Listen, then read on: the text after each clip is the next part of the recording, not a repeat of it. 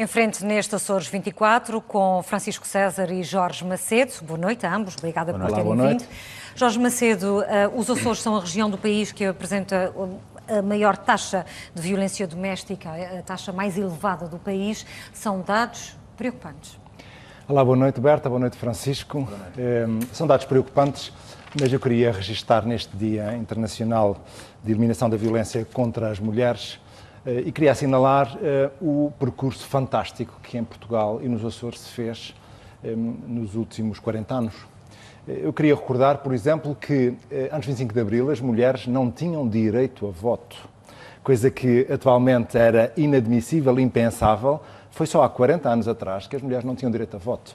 As mulheres, por exemplo, há 40 anos atrás, e daí para trás, não podiam viajar para fora do país sem a autorização dos maridos, coisa impensável no mundo atual. Portanto, o percurso que foi feito foi um percurso fantástico. Antes, dizia-se que entre marido e mulher não se metia a colher, e agora a violência doméstica é crime público. Sim. Antes escondia-se a violência doméstica, agora denuncia-se. Antes, a defesa das mulheres era uma atitude, uma causa olhada com alguma desconfiança, agora é uma causa assumida pela comunidade. De facto, são números preocupantes. Também são números expressivos o facto de o número de queixas ter vindo também a aumentar. Simplesmente, os especialistas dizem, e com razão, que isso não significa mais violência doméstica, significa maior sensibilidade para o problema e maior facilidade na denúncia, pelo que o número de processos que chegam quer às associações, quer às polícias, é bastante maior. Francisco César, mas é um facto que os Açores têm uma taxa de incidência de violência doméstica superior ao resto do país, portanto, é preocupante. É preocupante, mas nós também somos aquela região do país que mais diminuiu essa incidência. Portanto, nós em 2014 para 2015 diminuímos em cerca de 10%, 10,8% o valor de ocorrências no âmbito da violência doméstica. De 1.079 para 963. Mas há aqui, no fenómeno da violência doméstica e da violência... A taxa é de 4,36% nos Açores contra 2,7% no país. Bom, e nós temos que tentar perceber porquê. Nós nos Açores temos uma boa rede neste âmbito. Eu tive o cuidado de ver com mais cuidado como é que funciona nos Açores. Há aqui um trabalho, que é o trabalho mais delicado e mais complicado e que mais tempo de retorno dá, que é a questão da prevenção. Como é que é feita a prevenção da violência doméstica? Tem que começar nas escolas, junto aos miúdos, no sentido de dar aqui uma educação que perceba que não é de forma nenhuma a violência a solução para nada. Depois há a questão da sinalização, e aqui os Açores funcionam... também por sermos uma região e por haver um empenho, quer das autoridades todas, como também... Também maior acessibilidade. Sim, muito maior acessibilidade. Há uma maior proximidade, Jorge. E também nós temos um grupo de IPSS que faz um trabalho muito meritório. Há um bom trabalho na sinalização. Há muita gente sinalizada, eu não tenho o número de cor. São 700 pessoas. São sinalizadas. São 700 pessoas que neste momento têm e depois apoio há outra área, de apoio. Há outra área que está a funcionar também bem, portanto, a questão da proteção. Ou seja, há um caso, são sinalizadas, imediatamente há a possibilidade de a qualquer momento estas mulheres serem colocadas numa casa-abrigo. Uma casa-abrigo que é um local onde os maridos ou os companheiros ou as pessoas que praticam esta violência não têm nenhum local, não sabem onde é que estas pessoas estão, apesar de nesses aspectos ainda haver matérias a melhorar. E depois há a possibilidade das autoridades darem uma resposta a esses casos, pelo menos durante 6 meses. O problema que se coloca depois tem a ver com a autonomização destas mulheres, não é? E isso é um trabalho que também está a ser realizado. E é uma questão importante também. Quando se diz a taxa de incidência, essa taxa de incidência mede-se pelo número de denúncias que são feitas. E se há maior proximidade, se há maior sensibilidade, se a rede de apoio funciona bem, se as associações, quer a APAV, quer o UMAR, que são as associações de referência nesta defesa das mulheres e no combate à eliminação, no combate à violência doméstica, se essas associações funcionam bem, essa proximidade, o número de denúncias aumenta bastante. Um número muito preocupante que eu julgo que é e que justifica o facto de continuar a fazer sentido termos dias internacionais de violência de eliminação da violência contra as mulheres, não só porque a situação não é só de Portugal, não é só dos Açores, da Europa, é também do mundo, e há muitas regiões no mundo em que a violência contra as mulheres ainda está nos primórdios daquilo que... E onde as mulheres não têm os direitos de que o Jorge falava no início.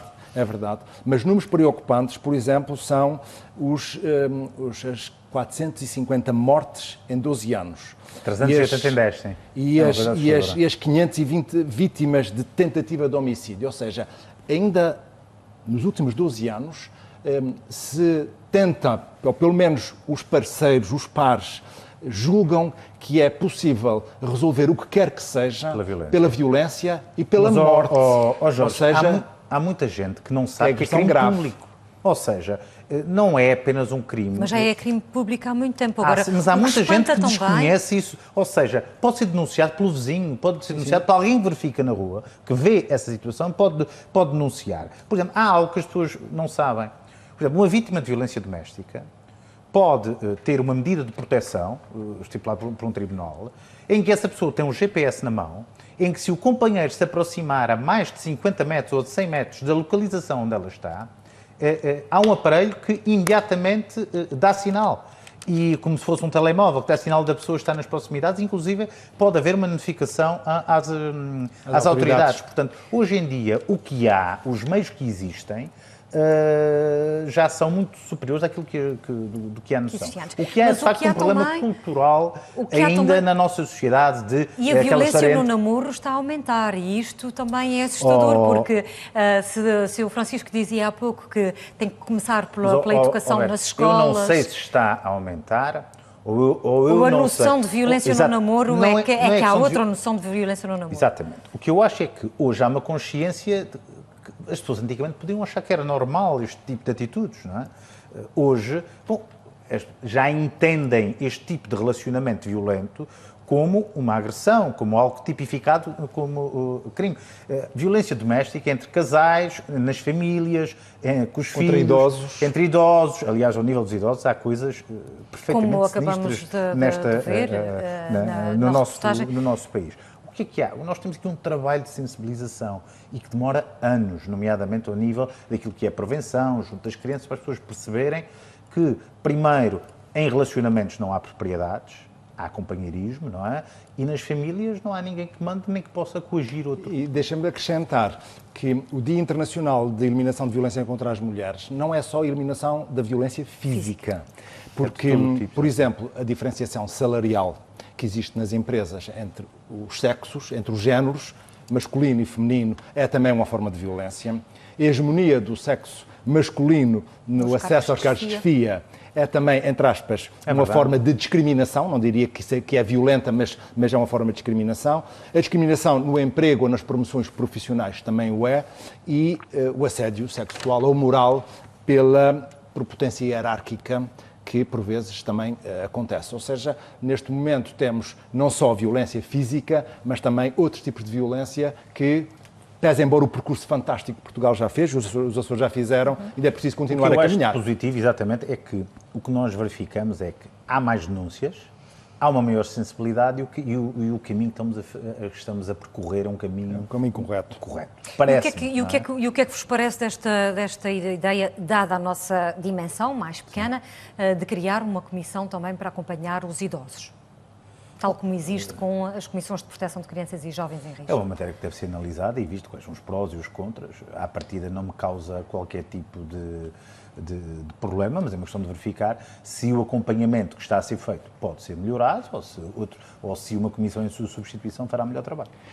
Depende também de podermos avaliar se uma comissão, que é novamente, sei que a comissão também tem parceiros da sociedade civil, mas é importante avaliar se a institucionalização de uma comissão, com a respectiva burocracia que lhe é associada, facilita ou não, agiliza ou não a proteção dos idosos. Se sim, podemos até, por analogia, copiar, entre aspas, aquilo que se faz com os menores para os idosos. Se não, julgo que melhor será também as associações da sociedade civil poderem dar respostas adequadas também na proteção dos idosos. Temos outro tema para conversar, tem a ver com a revisão da lei eleitoral. O deputado do PPM, Paulo Estevão, propôs uma proposta de revisão, a proposta de criação de uma comissão eventual para a revisão da lei eleitoral. Afinal, foi entendimento que uma representação parlamentar não pode apresentar esta proposta de criação de uma comissão eventual, mas o Parlamento vai caminhar para uma revisão eleitoral. Bom, vamos por partes. Há aqui várias matérias em discussão. Uma coisa é a revisão da lei eleitoral pura e simples, não é? Outra coisa é a revisão, digamos, a reforma autonómica, combate à abstenção, que inclui também a questão da revisão da lei eleitoral. O Partido Socialista já há algum tempo iniciou um conjunto de diálogos com os partidos políticos sobre este assunto. Inclusive, teve conversas já nesta legislatura, através do seu líder parlamentar, com todas as forças políticas. Entendeu o líder parlamentar, o líder da representação parlamentar do PPM, o deputado Paulo Estevão, apresentar um projeto de resolução, salvo erro. Uma proposta de resolução. Entregar uma proposta de resolução sobre esta matéria. E nós, o Partido Socialista, teve o cuidado de falar com o deputado Paulo Estevão, a dizer que fazia sentido que fosse incluído, fazer um texto que fosse o mais abrangente possível e que incluíssem todos os partidos, porque em matérias dessa importância faz sentido que estejamos todos. O deputado Paulo Estevão também referiu, desde o início, a sua disponibilidade de que, acertando pormenores ao nível do texto, ele retiraria a sua proposta e fosse apresentada uma nova, subscrita por todos os partidos. Surgiu agora esta indicação da parte dos serviços da Assembleia, da Sra. Presidente, de que as representações parlamentares não podem apresentar. E é verdade, não é uma proposta de resolução, é uma proposta de revisão da lei eleitoral. Não podem, peço desculpa, de uma comissão. Uma comissão eventual para a criação de uma comissão eventual para a revisão da lei eleitoral. Estavam a falhar o termo. Uma proposta de revisão da lei... Comissão eventual. Comissão eventual. É verdade, está no regimento, não é uma questão de interpretação. De facto, o deputado Paulo Estevão sabe disso e até referiu que fazia sentido alterar o regimento no sentido de resolver esse problema. Bom, mas eu acho que não ficamos a perder.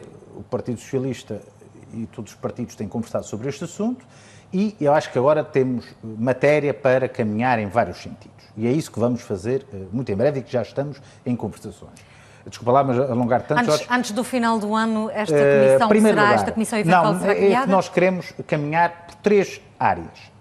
A primeira, nós caminharmos no estudo que a Assembleia, ser proposto à Assembleia realizar um estudo sobre o fenómeno da abstenção. Foi já uma proposta apresentada pelo Partido Socialista. Em segundo lugar, avançar por uma proposta de uma comissão eventual que trate das questões relacionadas com a reforma da autonomia. Estamos a falar de todo um conjunto de medidas jurídicas que incluem a revisão que incluem também eleitoral. A revisão da lei eleitoral em consenso, sempre em consenso. Isto é uma comissão que irá demorar o seu tempo. E a terceira parte, que eu acho que também fará sentido, e que todos falam, eu ouço todos os partidos falarem, mas depois, quando chega à altura, muitas vezes é complicado referir, tem a ver com a reforma do próprio regimento da Assembleia. Nós temos um regimento da Assembleia que já tem perfeitamente desatualizado. Muitos anos. E, portanto, são estas 3 áreas que acho que nós podemos avançar, consensualizar e permitir que nós, num espaço de 1 ano, 2 anos, tenhamos um conjunto de mecanismos que permitam aproximar os eleitos para ouvirmos o Jorge dos eleitores e termos uma Assembleia que funciona melhor e com um sistema eleitoral. Para ouvirmos o Jorge Macedo sobre isto, essa comissão eventual é possível ainda ser criada até antes do final do ano? Eu acho que com a boa vontade de todos, tudo será possível. O que é bom e o que eu posso dizer, porque tenho tido conhecimento dessas negociações, é que de todas as partes, o que o Partido Socialista tem falado, tem havido boa vontade e, portanto, se essa boa vontade se mantiver, vamos ter bons resultados. Jorge Macedo, uma revisão da lei eleitoral e do sistema político autonómico faz sentido? Absolutamente, faz total sentido. Tem-se verificado, e essas últimas eleições foram sintomáticas, tem-se verificado um enorme afastamento do eleito do eleitor. E, portanto, ou do eleitor face aos seus eleitos. E, portanto, é fundamental que isso aconteça. Mas tem que acontecer na primeira metade da legislatura, porque a experiência que todos nós temos é que depois, na segunda metade da legislatura, é impossível rever o que quer que seja, porque a proximidade das eleições, os partidos começam todos a fazer contas. E essa revisão da lei eleitoral, o Paulo Estevão teve bem, porque deu pontapé de saída, independentemente de poder ou não poder a representação parlamentar apresentar um diploma desta natureza, mas teve bem porque deu pontapé de saída. E era importante que todos os partidos se entendessem rapidamente relativamente à criação de uma comissão eventual ou outra comissão qualquer que revisse a lei eleitoral nos seguintes pontos. Eu sou, pessoalmente, contra a diminuição do número de deputados. Sei que isso é uma afirmação extremamente impopular. Manter a Assembleia Legislativa com 57 deputados. Com 57 deputados. E justifique isto porquê? Para garantir a proporcionalidade e a representatividade. Nas ilhas mais pequenas, em São Miguel e na Terceira, provavelmente isso não se verifica tanto, até porque o poder regional também lá está presente. Quer as secretarias do Governo Regional estão muito presentes em São Miguel, na Terceira e também agora no Faial.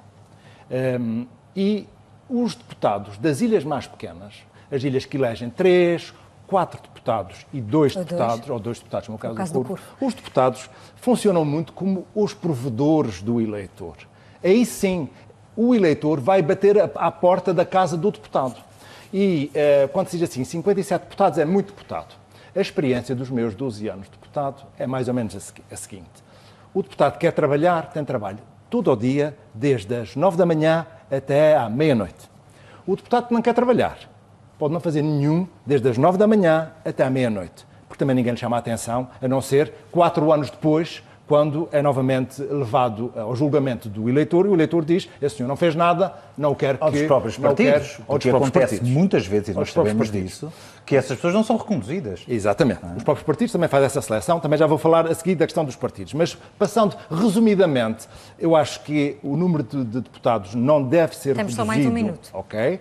É preciso ir rapidamente tratar da questão do voto em mobilidade, quer dos deslocados, quer os votantes que estão na diáspora, porque nós sabemos que os cadernos eleitorais estão desatualizados porque muita gente não está cá a residir, são os nossos imigrantes na diáspora. O voto eletrónico, tantas vezes, ordens profissionais em Portugal funcionam e elegem os seus eletrónico, presidentes. Eu era grande fã nos Estados Unidos, provavelmente é um dos problemas de maior fraude que há conhecimento na história das democracias. É possível, fazem-se transferências bancárias de milhares de milhões de euros por transferências de votos por meio eletrónico. Milhares de votos. Por meio eletrónico é também possível. Os círculos uninominais, não temos tempo para falar sobre eles. E, por último, a questão dos grupos de cidadãos independentes. A partidocracia não tem que prevalecer sempre. Agora, sei que os partidos não querem mexer na partidocracia, porque a partir do momento em que mexerem na partidocracia, vão eles próprios perder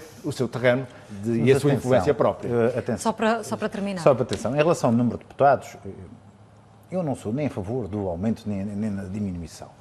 Agora, o que não me parece é um bom princípio que quando nós queremos resolver os problemas do sistema político, a primeira coisa que dizemos é que queremos diminuir o número de deputados. O número de deputados não é o problema do sistema político, porque se for, nós resolvemos isso já.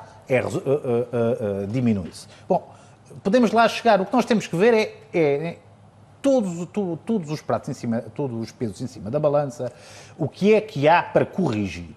E depois, após mexer-se nos sistemas eleitorais, verificar-se qual é a melhor forma de representatividade e de ligação entre o eleito e o eleitor, se isso significar uma diminuição do número de deputados, pronto, é um resultado. Agora, acho que é uma medida demagógica e não vai resolver coisíssima. Partir para uma discussão com diminuição do número de deputados é basicamente querer parecer bem ao eleitor e não fazer algo que beneficie. Mas, senhores, já não temos mais tempo. É um assunto ao qual poderemos voltar noutros em frente. Boa noite. Obrigada por terem vindo. Boa noite.